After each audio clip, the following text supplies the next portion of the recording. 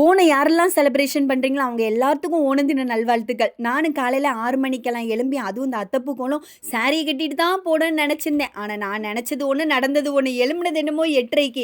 இனி நம்ம சாரியெல்லாம் கட்டிட்டு போனால் 11 மணி ஆயிரும். அதனால் இன்னைக்கு வந்து கோலத்தை ஃபஸ்ட்டு போட்டு முடிச்சிடலான்னு சொல்லிட்டு கடகடன்னு இருக்கிற பூ வச்சு சிம்பிளாக கோலத்தையும் போட்டு முடிச்சாச்சு.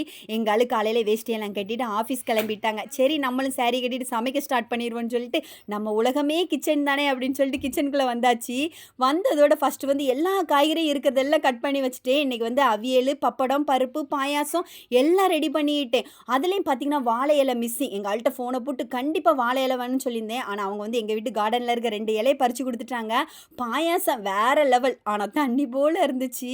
அதுக்கப்புறம் ஒரு வழியாக இலையெல்லாம் போட்டு சாப்பிடும்போது அவ்வளோ ஹாப்பியாக இருந்துச்சு. அதில் இந்த சாரீ இருக்குது, இதை கட்டிட்டு சுத்தமாக சமைக்கவே முடியலை. இருந்தாலும் இன்றைக்கி கண்டிப்பாக இது கட்டிட்டு தான் சமைக்கணும்னு சொல்லிட்டு சமைச்சு ஒரு வழியாக நல்லா சாப்பிட்டாச்சுங்க.